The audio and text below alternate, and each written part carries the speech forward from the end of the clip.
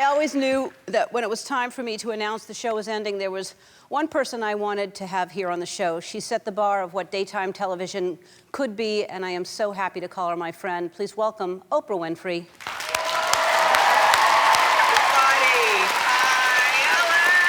Hi, Oprah. Thanks for being here.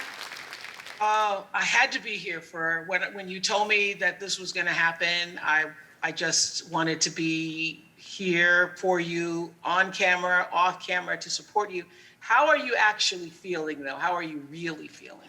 Well, you know, I didn't rehearse the monologue. I knew what I was going to say, but the words hadn't come out of my mouth. So I was okay until I started talking, and it became real. And then obviously I got emotional because it's real now.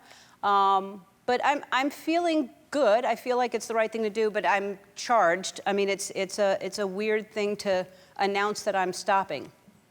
Yeah, listen, it's almost 10 years ago. Will be next week, 10 years ago, when I was in this exact position. I know what those feelings are. I also know the feelings leading up to it. So hearing you say and announcing to the world that it was your instinct and that you thought long and hard about it, because anybody would know that for something that is as powerful as the show is in other people's lives, that you would not take that lightly, and that the coming to the realization that now it is time is a process. And so I was really interested to hear you say that you knew 3 years ago or 2 years ago when you signed that this was going to be the year. How did you know? You know, I just, as a creative person, I really need to be challenged. And as much as I absolutely love this show, and I love everyone here, I love everything about it. There are just, you know, things that it's why I've hosted the Oscars. It's why I went back to stand up. There are just different things as a creative person that I feel like I need to do. And, you know, we still have the digital, Ellen Tube is huge, and we have, you know, original shows. That's going to continue. Our social media is going to continue. I still am going to be, you know, very much involved with digital, and it's just that this day-to-day. Takes a lot. You know, I think what you said about needing new challenges, for me, in every job I've ever had, and I didn't even consider the Oprah show a job because it was just a part of my life, as I know it is for you. It's an extension of yourself. But what I've always known about myself, when I no longer feel like I'm growing in that space, whatever that space is, and that was for me, you know, in Nashville, when I wasn't growing anymore, I moved to Baltimore. In Baltimore, when I wasn't growing anymore, I moved to Chicago. And then that was 25 years of you know, growth and delight and happiness for myself and being able to give that to other people, as you have done. And you know inside yourself. So, you know, I'm proud of you for trusting your instinct, because I know that there has to be, as there was in the case for me, a lot of people around you who want to keep that train moving, who want you to keep going. And then only you know when it is time. So the fact that I don't argue with the 19, even though I probably would have gone to 20, because I'm just that like, oh, I gotta go to 20. But I remember when I had Seinfeld on after he ended his show, and I said, 9, you quit in 9, why not 10? And he said, because I was ready in 9. Yeah. So I applaud 19. Thank you. Well, also, you know, 1 is the beginning, 9 is the end. So it seems like a really great thing. It's the end of this, but it's the beginning of another chapter. And what do you miss the most? And it probably has changed over the 10 years, but what did you miss the most immediately and then later? And then what do you think I'm going to miss the most? Well, I think the camaraderie, like you were just how you've changed people's lives and the people on your staff and what's happened in Twitch's life. I mean, you will still have those relationships, but what I missed the most was the audience. And I don't mean just, audience applause, but I always felt like I was a surrogate viewer and that I was there representing the audience. So many times I would ask questions, particularly of celebrities that I didn't care about the answer, but I was the stand-in, the surrogate for the audience. So I really missed the camaraderie with the audience because, as you know, after every show, I'd sit and I'd talk to the audience, and that's where a lot of our ideas came from. So I missed that. I miss the being able to like talk to people about what was going on in their lives in, en masse that way. And I think you will miss the camaraderie of the audience, but you also are out in the world, if you choose to do stand-up or not do stand-up, you get some of that feeling, of that resonance from an audience. So I miss the audience the most. Yeah, well, What I didn't miss, I tell you, what I didn't miss, and what I knew, when I started to feel like it's time for me to end, is like I was doing a makeover show. We did a lot of makeovers over the years. And I just thought, there's not another way I can ask somebody, what mascara are you wearing? There's not another way I can say, what color is that eyeshadow you're using? There wasn't another way I could do that and be honest, authentic with myself. And so I thought, yeah, time to start thinking about moving in another direction. Yeah. Well, speaking of audiences, I miss my audience because I haven't had an audience all year long. And, I'm lucky I get to see smiling faces looking at me from, all over the world. And hi, they're all waving. And I love I get to see that, but it's not the same energy as having that exchange when they're here. So I am praying that next season I have an audience all season long that can celebrate with me and say goodbye. So. Yeah, you know what? The hardest part too for me was, I think, what you just did, coming out and speaking to the world and letting the world know. And then when you actually say the words, I did too. I got choked up, because it's one thing to know in your heart and then to actually hear the words yourself, but also telling the crew. I'm sure you did this already. Yes. You all did this at another time. How was that? It was hard. I told the crew and told the staff, and there were tears, and it was really hard because I do love everyone here. We do have a relationship, and it's every single day for me. I come in every day, and this is my life. Yep. And so, and theirs too. And so, but I wanted to give them a year. I wanted to give them enough time to know. I didn't want to do it the last year I was here. I wanted to give them a year to celebrate with me and stay with me.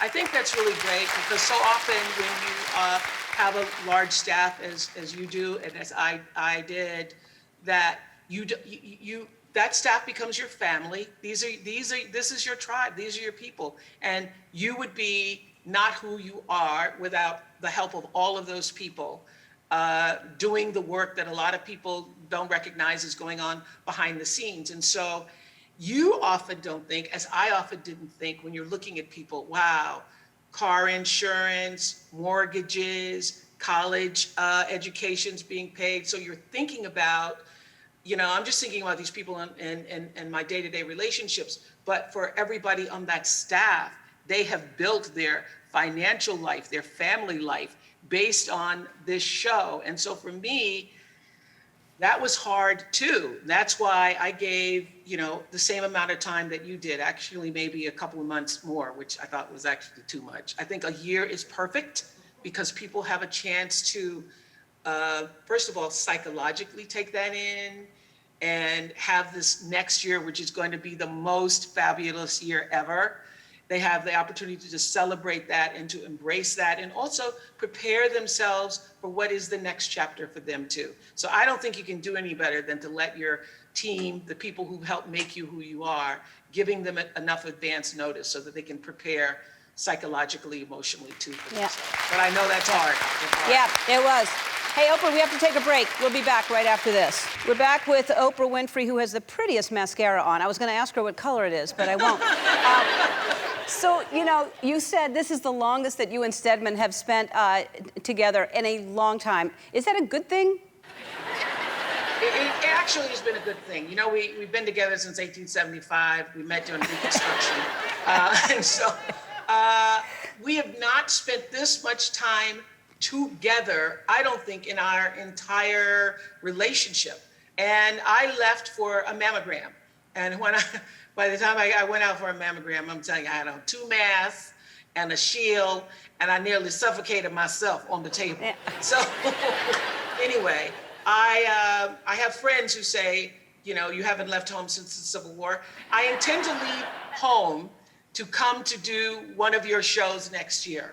So if you're open next year, You better. I will leave home, All right. come to your show next year. That's. But otherwise, I still don't feel, even though I'm vaccinated, Seven's vaccinated, I still don't feel really comfortable in crowds because I don't know who else is vaccinated. Yeah, no, I understand. Well, you stay safe as long as you need to stay safe.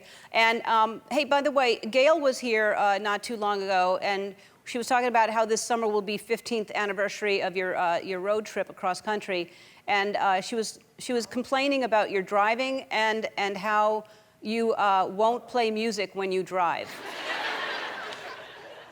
That is true. I don't play music when I drive because it confuses my brain when I'm merging. What is it about merging that's what is it? Oh, what is it? I'm afraid that the the cars that are coming, that they're going to kill me. That's I see. basically it. I see. I'm afraid that, and so it takes me a long time to merge. I have to think about it. I have to concentrate. The people behind me are not very happy if they are. No. I mean, listen, I am not the best driver. I'm not the best driver. I'm safe on 2-lane highways, but I might not ride with me if I were me. Right. Yeah. Yes. I actually went to Target. I left home to go to Target the other day because we were doing a special Mother's Day celebration for a dear friend of mine who helps take care of everything around the house. And so we were doing a Urania Appreciation Day. So I went to Target, honey. I was in, but somebody had to drive me because I could not get on the freeway to do it. Yeah. No. I haven't been out. I think So, it's best that you don't drive again. I think it's great. You have people to drive you. Your life is good in many ways. I think it's great. Just No, but I don't want to be one of those people. I don't want to be one of those people. you should be. You should. You should be one of those people. Let yourself I be. don't want to be one of those people. No, you should. All right, Oprah. We have to take another break, and then we're going to talk about other things besides your driving. We'll be back. We're back with Oprah Winfrey, and you have a new show coming out with Prince Harry called The Me You Can't See. And I know this is something both of you have been working on for a long time. He's just the greatest, isn't he? He is just fantastic. And I will say that, you know, from the very first moment, we had a conversation about what were the two most important issues in the world. I asked him, what do you think is the two most important issues in the world? And he said, climate change and mental health. And I started telling him about the series I was working on called, we didn't even have a name for it, just a mental health series. And as I turned to walk away, he said, well, if you ever need any help with that series, I went, what did you just say? Did you say that I need any help? What do you hope that people will learn from this show? Well, The Me You Can't See, which drops on Apple TV Plus on May 21st, everybody. And there you see Lady Gaga's there, and Glenn Close was open with her family and everything that she's been through with her sister with bipolar. And what I hope people come from it understanding is that there's a spectrum and we're all on it. And when it comes to mental health and mental well-being, we're all in the same spectrum. But all of us are just trying to do what we can to be more human and to maintain our sense of mental wellness and balance. And learning that everybody has a story. They have a part of themselves that we don't know about, and recognizing that you have that and you have that and everybody has that. The me that you cannot see, I think begins to erase the stigma. So the number one thing that Prince Harry and I wanted was to be able to have conversations start around all of these various stories that are all over the world, and have people think better about themselves and their own sense of mental wellness. And if that comes out of it, then we would have done our job. That's fantastic. It also, I mean, when you say that, you just never know what someone has gone through. You never know. I love the Me You Can't See because, as you said, you just don't know. And which it leads me to the book that I have been reading, What Happened to You. It's basically, it's not what's wrong with you, as people used to say, it's what happened to you. And it really is. It's already a #1 New York Times bestseller, of course. But I love this book, and I think it's so important. And this, combined with the Me You Can't See, is going to help a lot of people. Well, thank you. You know, just like you have shared yourself in the expression of your talent in a way that has made people feel so much better about themselves all these years. That is what you've done, Ellen. It's so much more than the show. It has been, you know, I just want to say that a long time ago, Maya said to me when I was telling her that my girls' school was going to be my greatest legacy, and she said, honey, you don't even know what your legacy is, because your legacy is actually every life that you've touched.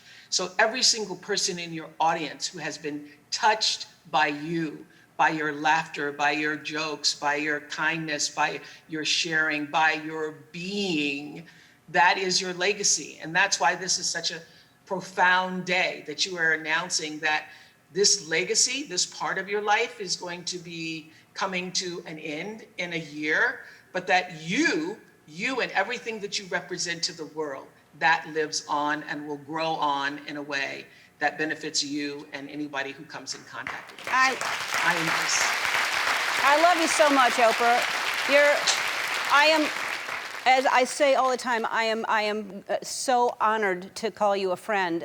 You are the wisest person I know, and I just adore you. Oprah and Prince Harry's new show, it's called The Me You Can't See, will be available on Apple TV Plus on May 21st. Her new book, What Happened to You, is available everywhere books are sold today. Everyone in the audience is going to get a copy.